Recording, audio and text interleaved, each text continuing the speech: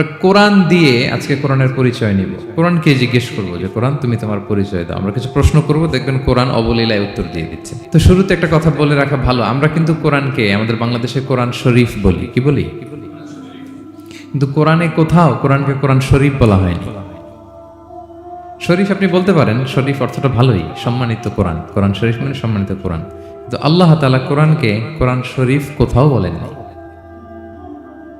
আল্লাহ তাআলা কোরআনকে কোথাও বলেছেন কোরআনে মাজিদ, বাল হুয়া কুরআনুন মাজিদুন ফি লাওহিম মাহফুজ। আমি লাওহে মাহফুজে এই কোরআনে মাজিদকে রেখেছি। লাওহে মাহফুজ 7 আকাশের উপরে।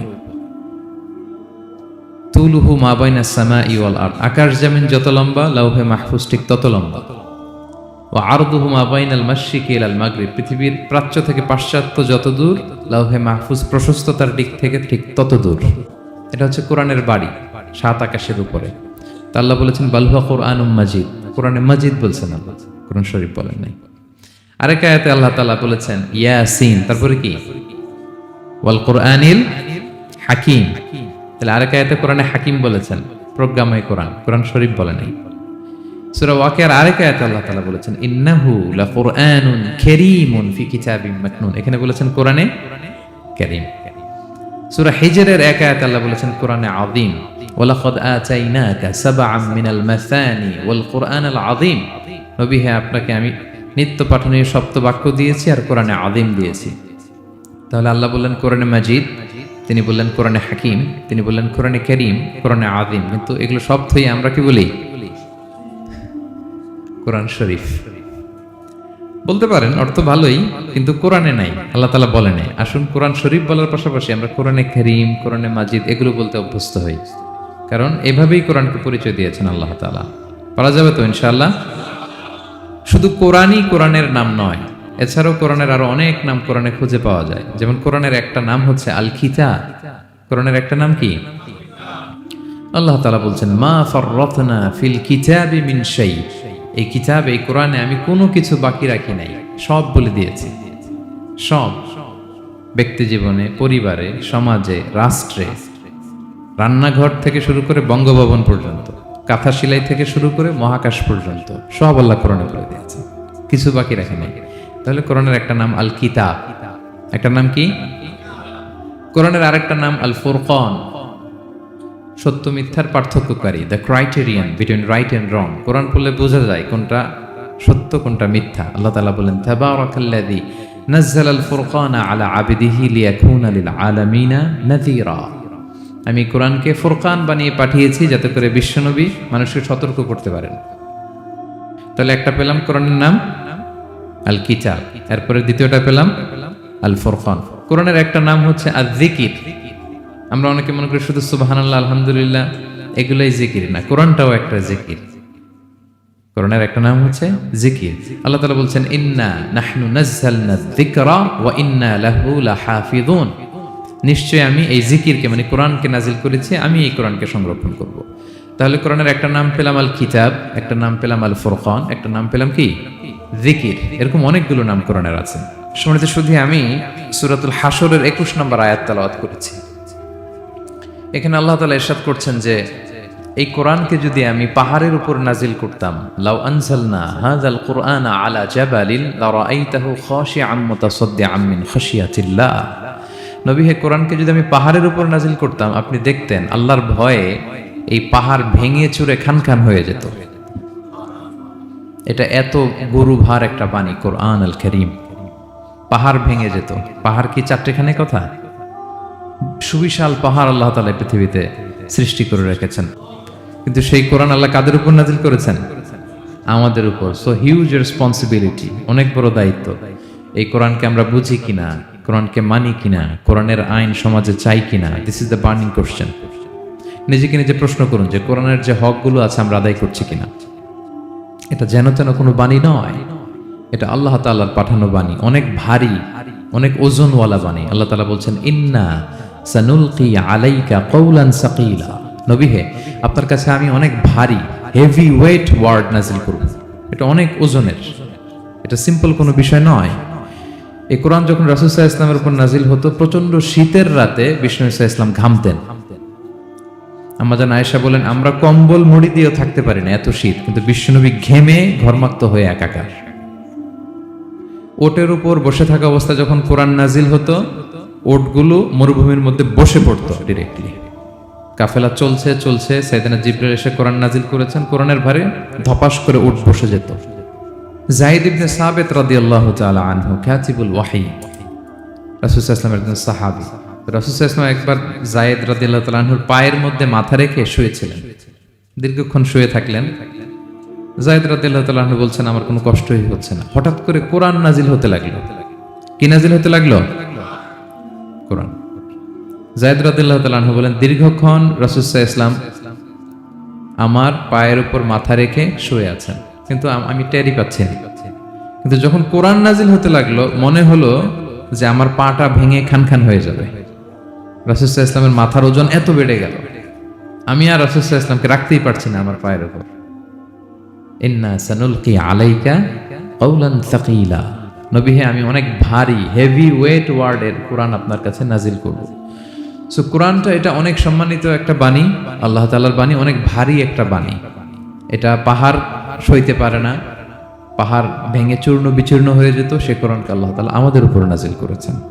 সো আমাদের হিউজ রেসপন্সিবিলিটি, অনেক বড় দায়িত্ব, যে এই কোরআনকে মেনে চলা, কোরআন পড়তে জানা, কোরআনের অর্থ বোঝা এবং কোরআনের নীতিমালাগুলো আমাদের সমাজে বাস্তবায়ন করা। তো আমরা বলেছি যে আমরা কোরআন দিয়ে আজকে কোরআনের পরিচয় নিব। কোরআনকে জিজ্ঞেস করবো যে কোরআন তুমি তোমার পরিচয় দাও। আমরা কিছু প্রশ্ন করব, দেখবেন কোরআন অবলীলায় উত্তর দিয়ে দিচ্ছে। আমরা যদি কোরআনকে জিজ্ঞেস করি যে কোরআন তুমি যে পৃথিবীতে এসেছো, তোমার হিস্ট্রিটা বলো, কবে আসলা, কবে নাজিল হয়েছে? কোরআন বলবে শাহরু রমাদান আল্লাযী উনজিলা ফীহিল কুরআন, আমি রমাদান মাসে এসেছি, যেন তেন মাসে আসেনি। কোরআনকে যদি আমরা প্রশ্ন করি যে কোরআন রমাদান তো 29 দিন বা 30 দিন, তো এই 30 দিনের বা 30 রাতের কোন দিন বা কোন রাতে এসেছো? কোরআন বলবে ইন্না আনজালনাহু ফি লাইলাতুল কদর, আমি কদরের রাতে এসেছি। সুবহানাল্লাহ বিহামদি। ওমা আদরাকা মা লাইলাতুল কদর, কে তোমাকে জানাবে কদর কি? লাইলাতুল কদরি খায়রুম মিন আলফি শাহর, কদরের রাত 1000 মাসের চেয়েও সেরা। রাসূল সাল্লাল্লাহু আলাইহি ওয়াসাল্লাম আফসোস করতেছেন, আল্লাহ, বনি ইসরাইলের লোকেরা হায়াত পাইছে 1000 বছর, 1500 বছর, এত ইবাদত করছে, আমার গুনাহগার উম্মতের কি হবে? আমার গুনাহগার উম্মত তো 60-70 মধ্যে মরে শেষ। আমার উম্মতি মা বাইনা 60 ইলা 70, আমাদের গড় বয়স কত? 60 থেকে 70। তা আল্লাহ বলেন, চিন্তা করো না, লাইলাতুল কদর খায়রুম মিন আলফি শাহর, তোমার গুনাহগার উম্মতের জন্য আমি কদরের রাত দিয়েছি, 1000 মাসের চেয়ে সেরা। তাহলে কোরআনের হিস্ট্রি আমরা জেনে গেলাম। রমাদানে আসছে, রমাদানের কোন রাতে আসছে? এখন যদি জিজ্ঞেস করি তুমি কি একা একা আসছো না কেউ নিয়ে আসছে তোমাকে, এবার কি উত্তর পাওয়া যাবে? এই প্রশ্নের উত্তরে কোরআন আমাদেরকে জানায় যে আমি একা আসিনি। নাযালা বিহির রূহুল আমিন। রূহুল আমিন হচ্ছে জিবরাইল আলাইহিস সালামের একটা নাম, বিশ্বস্ত আত্মা। রূহুল আমিনের সাথে আমি এসেছি, সবচাইতে বিশ্বস্ত, যেহেতু এটা আল্লাহর বাণী। এটা আসার সময় যদি অন্যের কথা ঢুকায় দেয় তাহলে ভেজাল আছে না নাই? আমিন, বিশ্বস্ততার সাথে যে পৌঁছে দিবে, বাণী বাহকের কাজ করবে, এরকম সবচাইতে বিশ্বস্ত ফেরেশতা জিবরাইলকে দিয়ে আমি পাঠিয়েছি। তাহলে কোরআন একা আসে, সবচাইতে শক্তিশালী ফেরেশতা। জিবরাইল আলাইহিস সালামের লাহু সিত্তু মিআতু জানা, 600 পাখা আছে, 600 পাখা। সব নবীদের কাছে এসেছেন ওহী নিয়ে, এরকম একজন ফেরেশতা দিয়ে কোরআনকে পাঠানো হয়েছে। এবার যদি জিজ্ঞেস করি যে কোন ভাষায় তোমাকে নাজিল করা হয়েছে বলো, আছে এটা কোরআনে? কোরআন আমাদেরকে জানাচ্ছে ইন্না আনসালনাহু কুরআনান আরাবিয়ান লাআল্লাকুম তাআকিলুন, নিশ্চয় আমি কোরআনকে আরবি ভাষায় নাজিল করেছি যাতে তোমরা বোঝো। সুস্পষ্ট আরবি ভাষায় এই কোরআনকে আল্লাহ তাআলা নাজিল করেছেন। তাহলে হিস্ট্রি আমরা জানতেছি ধীরে ধীরে, না? রমাদানে আসলো, কদরে আসলো, একা আসে নাই, জিবরাইল আলাইহিস সালামের সাথে আসলো, আরবি ভাষায় নাজিল হলো। এবার যদি জিজ্ঞেস করি যে তুমি যে আসলা, তোমাকে যে আমাদের তেলাওয়াত করতে হবে, তো এই তেলাওয়াত করার গাইডলাইনটা কি, কিভাবে তেলাওয়াত করবো, তেলাওয়াত করার সিস্টেমটা কি, এটা যদি আমাদেরকে একটু বলতে। তো কোরআন এই প্রশ্নের উত্তরে প্রথমে আমাদেরকে বলে যে আমাকে যদি আবৃত্তি করতে চাও, তেলাওয়াত করতে চাও, প্রথম গাইডলাইন হচ্ছে লা ইয়ামাসসুহু ইল্লাল মুতাহহারুন। এর অর্থ হচ্ছে পবিত্র ছাড়া কেউ এই কোরআনকে স্পর্শ করতে পারে না। যদিও এটা দিয়ে লাউহে মাহফুজের কথা বলা হয়েছে, ফেরেশতাদের কথা, কিন্তু বিষ্ণু বলেছেন লা ইয়ামাসসুহু ইল্লা তাহির, পবিত্রতা ছাড়া কোরআন ধরা যায় না। তাহলে কোরআন তেলাওয়াতের প্রথম গাইডলাইন কি? পবিত্রতা। অজু করতে হবে, ডোন্ট টাচ মি উইদাউট অ্যাবলুশন। কোরআন আপনাকে অর্ডার করবে, অজু ছাড়া আমাকে টাচ করা যাবে না। আচ্ছা, অজু করলেন, তারপরে কি শুরু করে দিতে পারবেন? না। কোরআন বলে ফাইদা ক্বরাতাল কুরআনা ফাস্তাইয বিল্লাহি মিনাশ শাইতানির রাজিম।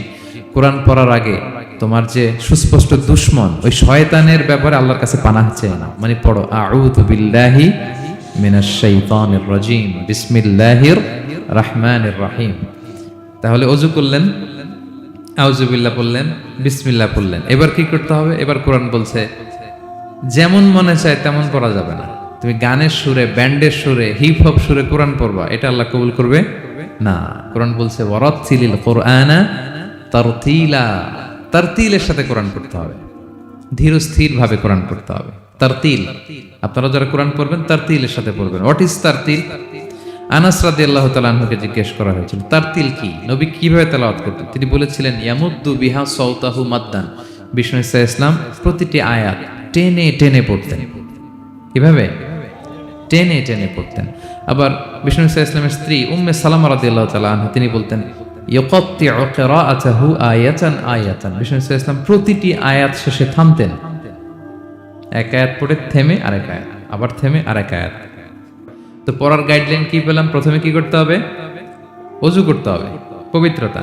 এরপরে আউযু বিল্লাহ বিসমিল্লাহ পড়তে হবে। এরপরে কিভাবে পড়তে হবে? তারতিলের সাথে। কথা কি বুঝতে পারতেছেন সবাই? বিরক্ত হচ্ছেন না তো আপনারা? আচ্ছা, মুভিং অন। এরপর যদি বলি যে ঠিক আছে ওযু করলাম, আউযু বিল্লাহ বিসমিল্লাহ পড়লাম, তারতিলের সাথে পড়বো, তো কোত্থেকে পড়বো? সূরা তো 114টা, পারা তো 30টা। কোন দিক থেকে? শুরু থেকে না মিডল থেকে না শেষ থেকে? দেখেন কোরআন কি বলে। কোরআন বলে ফাকরাউ মা তায়াসসারা মিনাল কোরআন, যেখান থেকে সহজ লাগে ওইখান থেকে পড়ো। যেখান থেকে, এই যে আমরা একটু পরে মাগরিবের সালাত করবো, কোনো ধরা বাঁধা এরকম গাইডলাইন আছে যে এই সূরাটাই পড়তে হবে? সূরা আর রহমান দিয়ে না পড়লে মাগরিব হবে না, বা সূরা জিলজাল দিয়ে না পড়লে মাগরিব আদায় হবে না, এরকম আছে? ফাকরাউ মা তায়াসসারা মিনাল কোরআন, যেখান দিয়ে তোমার সহজ লাগে ওইখান দিয়ে পড়ো। শুধু বড় এক আয়াত বা ছোট 3 আয়াত এই পরিমাণ হলেই হবে, যেখান থেকে মনে চায়, যে কোনো পারা, যে কোনো সূরা। আলহামদুলিল্লাহ বলেন। আল্লাহ তাআলা বলছেন আকিমিস সালাতা লিদুলুকিশ শামসি ইলা গাসাকিল লাইলি ওয়া কুরআনাল ফাজর ইন্না কুরআনাল ফাজরি কানা মাশহুদা। সূর্য যখন ডুবে তখন থেকে রাত পর্যন্ত সালাত কায়েম করো, বিশেষ করে ফজরের সালাত। এ সময় ফেরেশতারা আসে, এটা সাক্ষী থেকে যায়। আমরা ফজরের সময় যেন লম্বা চূড়া তেলাওয়াত করি, ফজরের 2 রাকাতে আমরা লম্বা তেলাওয়াত করি। এবার কোরআনকে যদি জিজ্ঞেস করি যে কোরআন তোমার পৃথিবীতে যে এসছো, তোমার অবজেক্টিভটা কি, নাজিলের উদ্দেশ্য কি, কি উদ্দেশ্যে আল্লাহ তাআলা পাঠিয়েছেন? কোরআন আমাদেরকে জানাচ্ছে আলিফ লাম রা কিতাবুন আনজালনাহু ইলাইকা লিতুখরিজান নাসা মিনাল যুলুমাতি ইলান নূর। এই কোরআনকে আমি নাজিল করেছি যাতে অন্ধকারাচ্ছন্ন মানুষগুলোকে নবী হে আপনি আলোর দিকে নিয়ে যেতে পারেন। I have revealed this holy book to you in order to lead the mankind out of darkness into the light. কোরআন আমাদেরকে আলোর দিকে নেয়। কিসের দিকে নেয়? আলোর পথ দেখায়, মুক্তির পথ দেখায়। তো মুক্তির জন্য আমি এই কোরআনকে পাঠিয়েছি। এবং কোরআন পাঠিয়ে আল্লাহ তাআলা গোটা বিশ্ববাসীকে চ্যালেঞ্জ করেছেন যে পারলে এরকম আর একটা কোরআন বের করে আনো, লিখে আনো। পারবে নাকি গোটা বিশ্বের সবাই মিলে? তার মানে গোটা বিশ্ববাসীকে আল্লাহ তাআলা চ্যালেঞ্জ ছুড়ে দিয়েছেন। চ্যালেঞ্জ দিয়ে বলেছেন ওয়া ইন কুনতুম ফি রাইবিম মিম্মা নাযালনা আলা আবদিনা ফাতু বিসূরাতিন মিন মিসলি ওয়াদউ শুহাদাআকুম মিন দুনিল্লাহি ইন কুনতুম সাদিকিন। যদি মনে করো যে কোরআন বিশ্বনবী বানিয়েছে, যদি সন্দেহ করো আমার বান্দা মুহাম্মদের উপর যে কোরআন নাজিল করেছে এটা যে তার বানানো মনে করো, পারলে আরেকটা বানায় নিয়ে আসো। পারে নাই। পৃথিবীর সবচাইতে বড় বড় সাহিত্যিক পণ্ডিত ছিল তখনকার সময়ে মক্কায়, পারে নাই তারা অনেক চেষ্টা করে যেই কথা বলছে এটা কোরআনের পক্ষেই চলে আসছে। একজন অনেক ট্রাই করতেছে যে কোরআনের সবচেয়ে ছোট সূরার মতো একটা লাইন সে বানাতে পারে কিনা। সবচেয়ে ছোট সূরা কোনটা? কাউসার। তো সে পড়তেছে ইন্না আ'তাইনা কাল কাউসার ফাসাল্লি লিরাব্বিকা ওয়ানহার ইন্না শানিআকা ওয়াল আবতার। এরপরে মিলায় এক লাইন বানাইছে যে লাইসা হাযা মিন কালামিল বাশার, অর্থ হয়ে গেছে অন্যরকম। এটার অর্থ হচ্ছে এটা কোনো মানুষের কথা নয়। ইন্না আ'তাইনা কাল কাউসার ফাসাল্লি লিরাব্বিকা ওয়ানহার ইন্না শানিয়াকা হুয়াল আবতার। সে মিলে বানাইছে এক লাইন, সেটা হচ্ছে লাইসা হাযা মিন কালামিল বাশার, এটা কোনো বাশার মানুষের লেখা হতে পারে না। আল্লাহু আকবার। তো আল্লাহ তাআলা চ্যালেঞ্জ দিয়ে বলেছেন শুধু তোমরা না, পারলে জিনদের সাথে একটা কনফারেন্স করো। কুল লা ইনিজতামাআতিল ইনসু ওয়াল জিন্নু আলা আইয়াতু বিমিসলি হাযাল কুরআন লা ইয়াতুনা বিমিসলিহি ওয়ালাউ কানা বা'দুকুম লিবা'দিন যাহিরা। আল্লাহ বলতেছে চ্যালেঞ্জ, গোটা বিশ্ববাসীর জন্য চ্যালেঞ্জ, শুধু তোমরা না, জিনদেরকেও ডাকো একটা কনফারেন্সে। কারণ দুইটা, ম্যানকাইন্ড আর জিনকাইন্ড, শুধু মানুষকে না, আমি জিনকেও চ্যালেঞ্জ দিলাম, সবাই মিলে যদি পারো কোরআনের মতো একটা বই নিয়ে আসো। পারবে? পারবে না। গোটা বিশ্ববাসী এই চ্যালেঞ্জের কাছে হার মেনেছে। এবং আল্লাহ বলেছেন এটা আমি নাজিল করেছি, এটা হেফাজতের দায়িত্ব আমি নিয়েছি। ইন্না নাহনু নাযালনা যিকরা ওয়া ইন্না লাহু লাহাফিযুন। এই কোরআনকে নাজিল করেছে কে? আবার এটা হেফাজতের দায়িত্ব নিয়েছে কে? আল্লাহ তাআলা নিয়েছে। এবং হাফেজে কোরআনের সংখ্যা পৃথিবীতে বাড়ছে। পৃথিবীতে কোন দেশে সবচেয়ে বেশি হাফেজ জানেন আপনারা? না, বাংলাদেশে না, ইজিপ্ট র্যাঙ্কিং এ আছে, কিন্তু সবচেয়ে বেশি হাফেজ হচ্ছে লিবিয়াতে। লিবিয়াতে প্রত্যেক 3 জনে একজন হাফেজ। মোট জনসংখ্যা 70 লাখ, হাফেজ আছে 23 লাখ। র্যাঙ্কিং এ সেকেন্ড হচ্ছে আল মাগরিব, আরবিতে বলে মাগরিব মানে মরক্কো, ওদের হাফেজের সংখ্যা 16 লাখ। থার্ড হচ্ছে ইজিপ্ট, মোর দেন 1 মিলিয়ন। ফোর্থ হচ্ছে সৌদি আরবিয়া, ফিফথ হচ্ছে জর্ডান। কোটি কোটি হাফেজ আছে আমাদের গোটা বিশ্বে। আমাদের সবগুলো কোরআনের প্রিন্টেড কপি জ্বালিয়ে দিল, কোরআন আবার নিয়ে আসতে আমাদের কয়েকদিনের ব্যাপার। আলহামদুলিল্লাহ বলবেন না? এই কোরআনের ভেতরে আল্লাহ তাআলা শিফা রেখেছেন রহমত। আল্লাহ বলেন অনুনাজ্জিলু মিনাল কুরআনি মা হুয়া শিফাউন ওয়া রাহমাতুল লিল মুমিনিন ওয়া লা ইয়াজিদুয যালিমিনা ইল্লা খাসারা। আমি এই কোরআনের ভিতরে শিফা রেখে দিয়েছি, রহমত রেখে দিয়েছি। সূরাতুল ফাতিহাকে বলা হয় সূরাতুশ শিফা।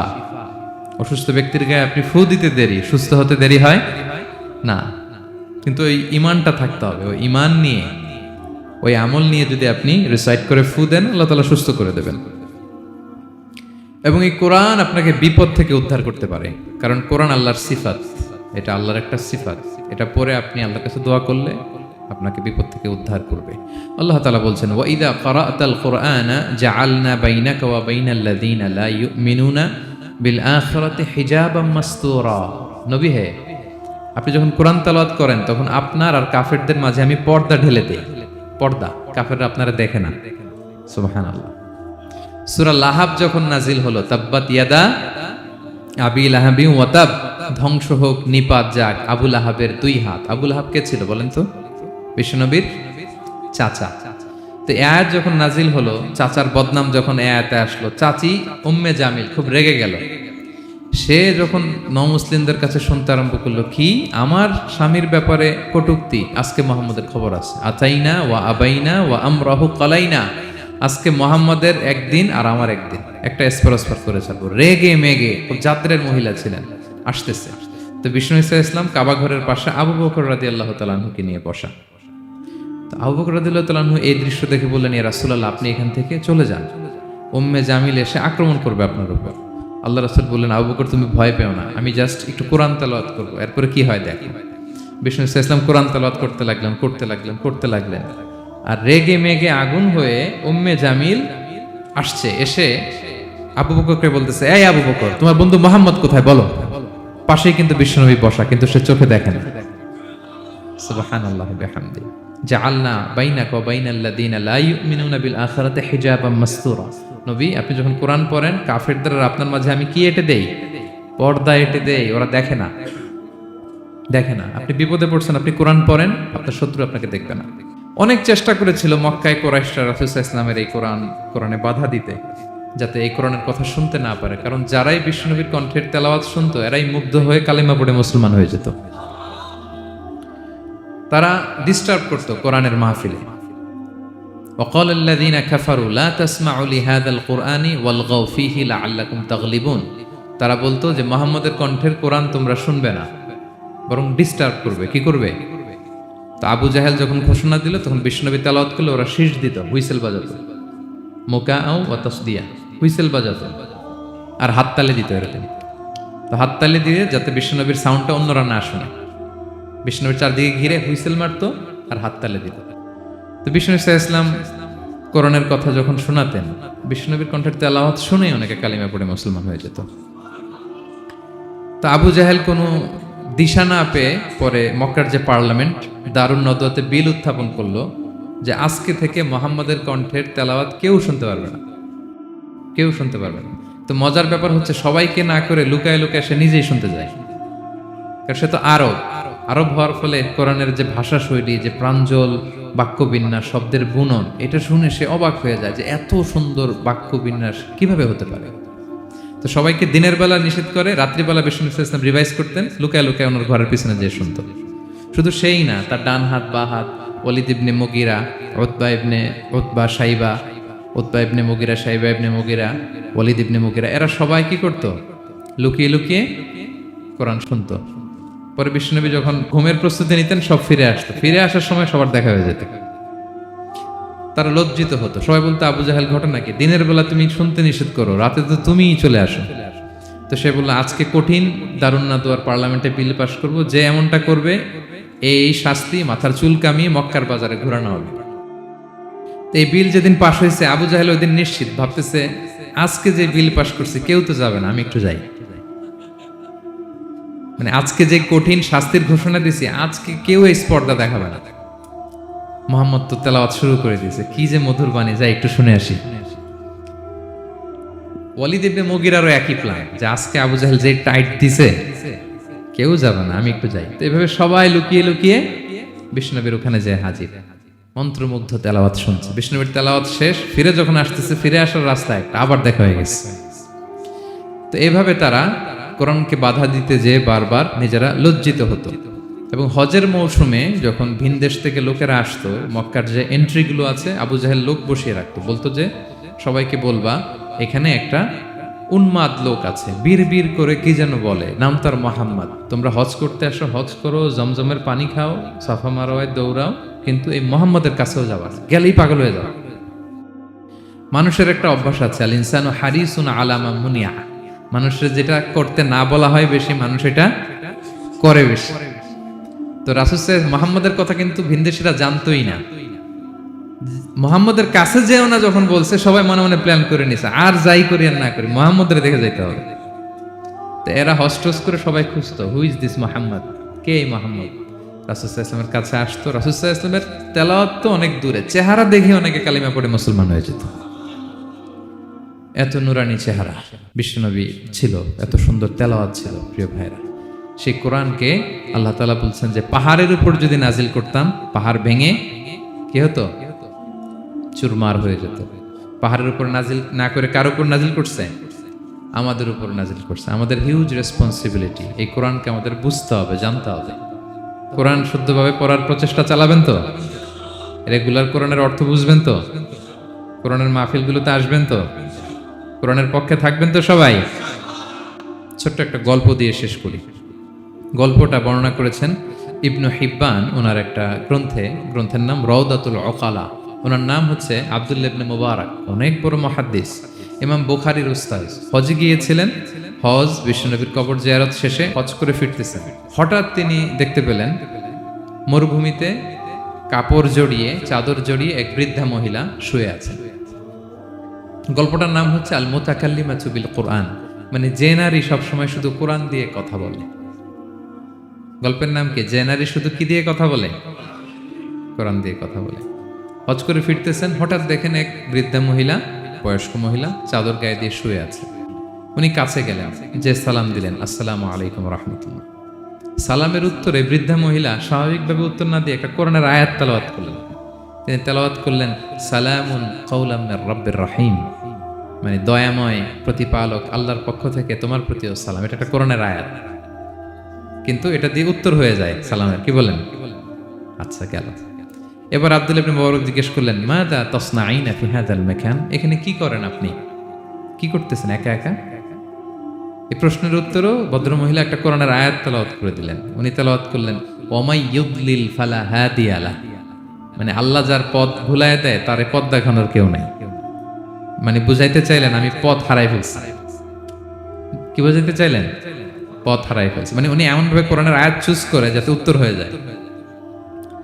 তো এবার উনি জিজ্ঞেস করলেন, আইনা তুরিদিন, তো পথ হারাই ফেলছেন তো বুঝলাম, আয়াত থেকে এটা বোঝা যায়, তো আপনি কোথায় যাচ্ছেন, ডেস্টিনেশন কোথায়? উনি আবার একটা আয়াত তেলাওয়াত করলেন, সুবহানাল্লাযী আসরা বিআবদিহি লাইলাম মিনাল মাসজিদিল হারামি ইলাল মাসজিদিল আকসা। রাসূল সাল্লাল্লাহু আলাইহি ওয়াসাল্লাম মেরাজের আগে যে ইসরা হয়েছিল, মসজিদুল হারাম থেকে মসজিদুল আকসায় রাসূল সাল্লাল্লাহু আলাইহি ওয়াসাল্লামকে আল্লাহ নিয়েছিলেন, এটা তেলাওয়াত করলেন। তো বুঝাতে চাইলেন আমিও আপনার মতো হজে আসছিলাম মসজিদুল হারামে, আর যাচ্ছি মসজিদুল আকসা, মানে ফিলিস্তিন আমার বাড়ি। মসজিদুল আকসা কোন দেশে?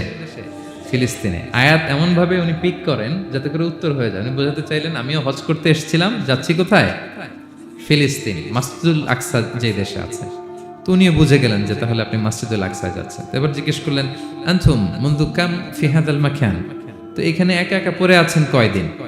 আবার কোরআনের আয়াত, সালাসা লায়ালিন সাবিয়া, টানা 3 দিন 3 রাত এখানে আছে, এটা কোরআনের আয়াত। এটা আবার জিজ্ঞেস করলেন উনি, মা আরা মাআকি তাআমান তাআকুলিন, তো একা যে পড়ে আছেন আবার 3 দিন, তো আপনি খাচ্ছেন কি, বেঁচে আছেন কিভাবে? ভদ্রমহিলা আবার একটা আয়াত তেলাওয়াত করে দিলেন। তিনি পড়লেন, হুয়া ইউতঈমুনি ওয়া ইউসকিন, ইব্রাহিম আলাইহিস সালামের কথা, যে ওই আল্লাহ তাআলাই আমারে খাওয়ায়, আল্লাহই আমাকে পান করায়, আল্লাহ তাআলা ব্যবস্থা করেছেন আমার।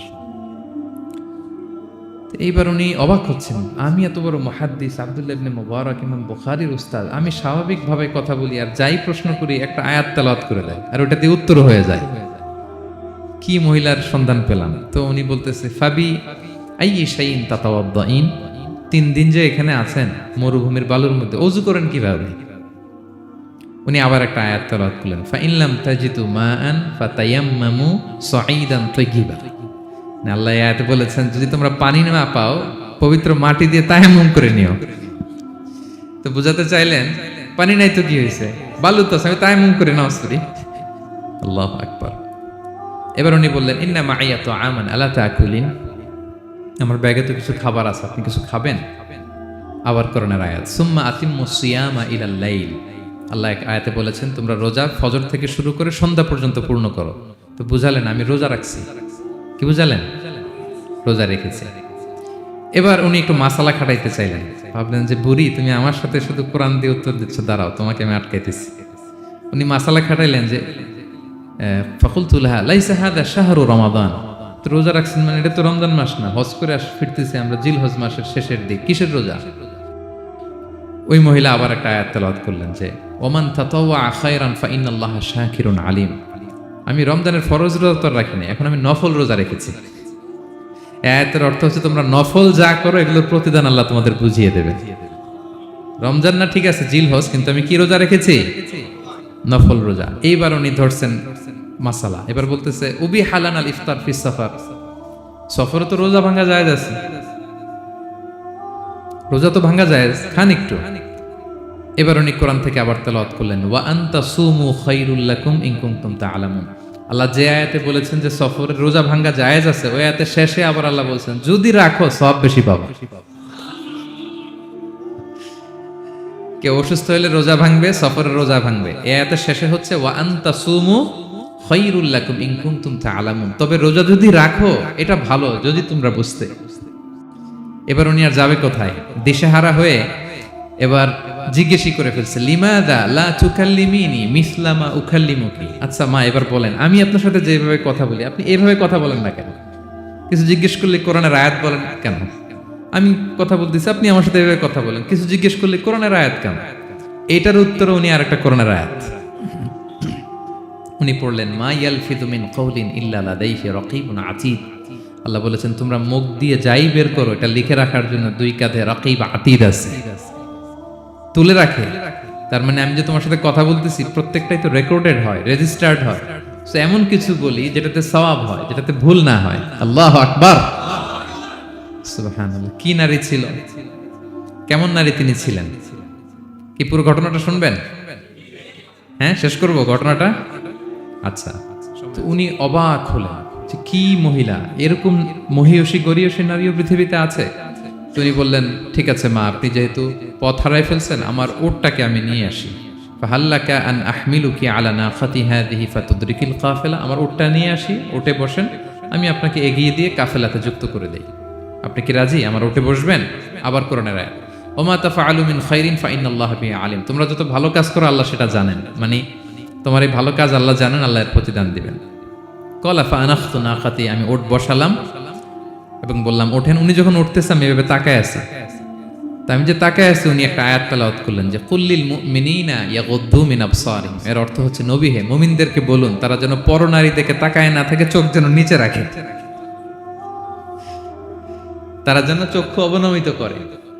মানে বুঝাতে চাইলেন যে আমি তো বেগানা নারী, পরনারী, তা আমি উঠতেছি, আপনি তাকায়, সে হয়তো তাকায় আছে যে বৃদ্ধা মহিলা উঠতে যদি কষ্ট হয় পড়ে যায়, তো উনি যখন দেখতেছেন তাকায় আছে, উনি বলতেছে কুল্লিল মুমিনিনা ইয়াগুদ্দু মিন আবসারিহিম, নবী হে বলুন বিশ্বাসীদের তারা যেন চোখ নিচের দিকে করে রাখে। তো উনি লজ্জা পেয়ে গেলেন, ফাগাদাততু বাসারি, আমি লজ্জায় চোখ নামালাম। এরপর আমি বললাম ইরকাবি ওয়াকাদ আখালতু নাকাত, ওঠেন। আমি আবার ওটের রশি ধরে টানতে আরম্ভ করলেন। ভদ্রমহিলা উঠেই আবার কোরআনের আয়াত পড়লেন, যেটা আমরা গাড়িতে বা কোনো বাহনে উঠলে পড়ি। তিনি পড়তে আরম্ভ করলেন সুবহানাল্লাযী সাখখারা লানা হাযা ওয়া মা কুন্না লাহু মুকরিনিন ওয়া ইন্না ইলা রাব্বিনা লামুনকালিবুন। প্রশংসা সে আল্লাহর, যে আল্লাহ এই বাহনকে আমাদের জন্য বশীভূত করে দিয়েছেন। তিনি বশীভূত না করলে আমরা তো এটাকে বশীভূত করতে পারতাম না। তিনি বললেন, আমি এবার উঠলাম, ওটের জিমাম ধরে টানতে লাগলাম আর একটু হই হই শব্দে ওট চালাতে লাগলাম যাতে করে তাড়াতাড়ি যাওয়া যায়। উনি কোরআনের আয়াত পড়লেন, ওয়াকসিদ ফি মাশিক ওয়াগদুদ মিন সাউতিক, কোরআনের আয়াত, মানে তোমার চলার ক্ষেত্রে তুমি মধ্যম পন্থা অবলম্বন করো আর গলার সাউন্ডটা একটু ছোট করো। এটা কিন্তু লোকমান হাকিম তার ছেলেকে বলেছিলেন যে বাবা তুমি যখন হাঁটবে মধ্যম পন্থায় হাঁটবে আর শাউট করবে না, নয়েজ করবে না, কণ্ঠটাকে নিচু করবে। এই আয়াতটা উনি পড়ে দিলেন, মানে বুঝাতে চাইলেন আপনি হাজি মানুষ, হজ করে আসছেন, এইভাবে যাচ্ছেন কেন, আপনি স্লোলি যান। ফাজাআলতু আমশি রুয়াইদান ওয়া আতারান্নামু বিশ-শা'র, এরপর আমি আস্তে আস্তে যেতে লাগলাম আর কবিতা আবৃত্তি করতে লাগলাম। আরবদের অভ্যাস ছিল তারা শত শত লাইন কবিতা মুখস্থ পারত, দিনকে দিন মরুভূমিতে চড়তো আর কবিতা পড়তো। তো আমি কবিতা গুনগুন গুনগুন করে কবিতা পড়তেছি আর যাচ্ছি। এই মহিলা পিছন থেকে আয়াত তেলাওয়াত করলেন আবার, ফাকরাউ মা তায়াসসারা মিনাল কোরআন, মানে কোরআনের যেখান দিয়ে সহজ লাগে ওইখান দিয়ে পড়েন। মানে বুঝাতে চাইলেন কবিতা পড়লে কি লাভ, আপনি কোরআন পড়েন। উনি আবার লজ্জা পেয়ে কোরআন পড়তে আরম্ভ করলেন। এবার যেতে যেতে যেতে যেতে যে কাফেলা থেকে উনি মিসিং, যে ক্যারাভেন থেকে মিসিং, ওই ক্যারাভেনের সাথে যুক্ত হলেন। এবার জিজ্ঞেস করলেন যে হাদিহিল কাফেলা মান লাকি ফিহা, এই তো আপনার কাফেলা, এখানে কে আছে আপনার, কেউ আছে? আবার কোরআনের আয়াত, আল মাল ওয়াল বানুনা জিনাতুল হায়াতিদ দুনিয়া, অর্থাৎ সম্পদ সন্তান এগুলো আল্লাহর দেয়া নেয়ামত। এটা দিয়ে বুঝাতে চাইলেন হ্যাঁ আমার কিছু সন্তানাদি আছে। উনি বুঝতে পারলেন ফাআলিমতু আন্নাল্লাহা আওলাদান ফিহা, আমি বুঝলাম যে ওনার সন্তান সন্ততি এখানে আছে। এইবার একটা চান্স পেয়ে গেছে আব্দুল্লাহ ইবনে মুবারক। কি পেয়ে গেছে? উনি মনে মনে ভাবলেন ওনার ছেলেদের নাম কি, এটা জিজ্ঞেস করি, তাইলে তার উত্তর দিতে পারবে না। সুন্দর না প্রশ্নটা? এবার উনি বলতেছে ফাকুলতু লাহা মা আসমাউ আওলাদিক, মা এবার একটু বলেন তো আপনার ছেলেগুলার নাম কি? কি জিজ্ঞেস করলেন? এটা তো আর নান্টু বল্টু সল্টু তো আর কোরআনে পাওয়া যায় না। আমরা নাম রাখি কি সল্টু বল্টু, সল্টু বল্টু কোরআনে আছে নাই? তো উনি এবার চান্স নিলেন, এবার জিজ্ঞেস করি আপনার ছেলের নাম কি। এইবার আর উত্তর থাকবে না, অনেকক্ষণ আমার সাথে ইয়ে করছেন আপনি। তো জিজ্ঞেস করতেছে লাহা ওয়ামা আসমাউ আওলাদিক, আপনার ছেলেদের নাম কি একটু বলেন তো। এই প্রশ্নের উত্তরে উনি 3টা আয়াত তেলাওয়াত করছে। এতক্ষণ তো একটা, এখন কয়টা? এখন 3 নম্বর গিয়ারে চালাইতেছে। উনি প্রথম আয়াত তেলাওয়াত করলেন ওয়াত্তাখাযাল্লাহু ইব্রাহিমা খলিলা, এরপরে বললেন ওয়া কাল্লামাল্লাহু মূসা তাকলিমা, সবশেষে বললেন ইয়া ইয়াহইয়া খুযিল কিতাবা বিকুওয়া। আল্লাহু আকবার। আমি ইব্রাহিমকে খলিল হিসেবে নিয়েছি, মুসাকে কালিমুল্লাহ বানিয়েছি এবং ইয়াহিয়াকে বলেছি হে ইয়াহিয়া তুমি তাওরাত কিতাবকে শক্ত করে ধরো। তার মানে বুঝাতে চাইলেন আমার বড় ছেলের নাম ইব্রাহিম, পরের ছেলের নাম মুসা, ছোট ছেলের নাম ইয়াহিয়া। সুবহানাল্লাহ পড়বেন না? কি নারী ছিলেন, কোরআনের বাইরে যেন যাওয়া না লাগে, কোরআন থেকে ছেলেদের নাম চুজ করে রাখছেন। ছেলেদেরকে ডাকলে এই নামেই ডাকেন। এরপর ছেলেদেরকে ডাকলেন কোরআনের আয়াত পড়ে, ফাবাআসু আহাদাকুম বিওয়ারিকিকুম হাযিহি ইলাল মাদিনাতি ফালইয়ানজুর আইয়ুহা আসকা তুআমান ফালইয়াতিকুম বিরিজকিম মিন। এটা সূরা কাহফের একটা আয়াত। গুহাবাসী 7 জন যুবক যখন ঘুমিয়ে পড়েছিল, 309 বছর পরে যখন জেগেছিল, একজনকে টাকা দিয়ে বলেছিল যাও তুমি কিছু খাবার নিয়ে আসো। এই আয়াত বুঝাইয়া তিনি ছেলেদের বুঝাইলেন যে মেহমান আসছে, কিছু নিয়ে আসো খাবার, ওনারা খাওয়াইতে হবে। মানে অনেক হেল্প করছে আমাকে। তো ছেলেরা খাবার নিয়ে আসলো। খাবার দেওয়ার পরে মহিলা আবার কোরআনের আয়াত, কুলু ওয়াশরাবু হানিআম বিমা আসলাফতুম ফিল আইয়ামিল খালিয়া। এটা আসলে আল্লাহ তাআলা জান্নাতীদেরকে বলবেন। আমরা যখন জান্নাতে ঢুকবো আল্লাহ বলবে কুলু ওয়াশরাবু হানিআম বিমা আসলাফতুম ফিল আইয়ামিল খালিয়া। এই দুনিয়াতে এত জুলুম নির্যাতনের শিকার হয়েছে, এত নেক কাজ করেছো, প্রতিদান হিসেবে আজকে জান্নাতের এই নাজ নেয়ামত ভোগ করো। বৃদ্ধ মহিলা এই আয়াতটা বললেন, তার মানে মরুভূমিতে অনেক কষ্ট করেছেন আপনি আমার জন্য, এখন আপনি আমার পক্ষ থেকে এই হসপিটালিটি, রিসেপশন, এই আপ্যায়ন গ্রহণ করুন। এবার উনি বলতে আরম্ভ করলেন, ছেলেদেরকে বললেন, কুলতু আল আনা তুআমাকুম আলাইয়া হারাম। এই ছেলেরা, এই খাবার আমার জন্য হারাম, হাত্তা তুখবিরুনি বিআমরিহা, যতক্ষণ না এই মহিলাকে, এর হিস্ট্রি যতক্ষণ না আমার না বলো। আগে বলে এই ভদ্র মহিলা কে, কি তার ঘটনা, যতই দেখছি অবাক হচ্ছি, যতই শুনছি অবাক হচ্ছি, কে সে? যাই বলি শুধু কোরআন দিয়ে বলে, ঘটনাটা কি? এবার ছেলেরা বলল, ফাকালু হাযিহি উম্মুনা, ইনি আমাদের মা। লাহা আরবাউনা সানা, ওনার বয়স 40 বছর। লাম তাতাকাল্লাম ইল্লা বিল কুরআন, জীবনে কোনোদিন কোরআন ছাড়া মুখ দিয়ে অন্য কোনো কথা বলে নাই। মাখাফাতা আন তাযিল্লা ফায়াসখাতা আলাইহা রহমান, এই ভয়ে যে কোন কথায় আল্লাহ আবার নারাজ হয়ে যায়, আমার কোন কথায় আবার কোন ভুল হয়ে যায়, আমার কোন কথায় আবার রহমান আমার উপর নারাজ হয়ে যায়। এজন্য আমরা আমাদের জন্মের পরে জীবনে আমার মাকে কোরআন ছাড়া কোনো কথা বলতে শুনিনি। অবাক হলেন আব্দুল্লাহ ইবনে মুবারক, ইমাম বুখারীর উস্তাদ। উনি খাবার হাতে নিয়ে এবার বললেন যে উনি তো অনেক আয়াত বললো, এবার আমি একটা আয়াত বলি।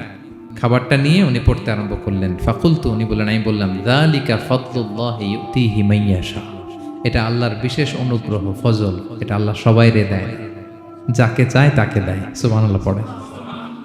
এটা আল্লাহর বিশেষ অনুগ্রহ, তিনি সবাইকে দান করেন না, যাকে চান তাকে দেন। তোমাদের মা অনেক মহিয়সী গরিয়সী একজন মাতা তোমরা পেয়েছো। এই হচ্ছে ঘটনাটা। আল মুতাকাল্লিমাতু বিল কোরআন, যে নারী তার জীবনের পুরো সময়টা শুধু কোরআন দিয়ে কনভারসেশন করেছেন, কথা বলেছেন। যেই প্রশ্নই তাকে করা হয় কোরআন থেকে বলতেন, কারণ আল্লাহ বলেছেন, মা ফাররাতনা ফিল কিতাবি মিন শাই, এই কিতাবে আমি কোনো কিছু বাকি রাখি নাই। মানব কল্যাণের, মানব প্রয়োজনীয়, হিউম্যান ডিমান্ড যা দরকার সব আল্লাহ বলে দিয়েছেন। তিবিয়ানান লিকুল্লি শাই, সবকিছুর সুস্পষ্ট ব্যাখ্যাই কোরআনে আছে। কিয়ামতের দিন কোরআন সাক্ষী দিবে, আল্লাহ বলে আমি সেই সাক্ষী গ্রহণ করব। কোরআন সুপারিশ করবে, আল্লাহ বলে সেই সুপারিশ আমি গ্রহণ করব। সো আমরা যেন বেশি বেশি কোরআন তেলাওয়াত করি, যাদের খতম দেওয়ার সুযোগ আছে শুরু থেকে শেষ পর্যন্ত রেসাইটেশন করি, অর্থ যেন পড়ি, এবং কোরআনের সাথে যেন আমরা অ্যাটাচমেন্ট করে তুলি, সুসম্পর্ক, একটা স্ট্রং অ্যাটাচমেন্ট। পারা যাবে তো ইনশাআল্লাহ? আল্লাহ তাআলা আমাদের সবাইকে কথাগুলো বোঝার, আমল করার তৌফিক দান করুক। হাযা মা ইনদি ওয়াল ইলমু ইনদাল্লাহ, আলাইহি তাওয়াক্কালতু ওয়া ইলাইহি উনীব। ওয়াসসালামু আলাইকুম ওয়া রাহমাতুল্লাহি তাআলা ওয়া বারাকাতুহু।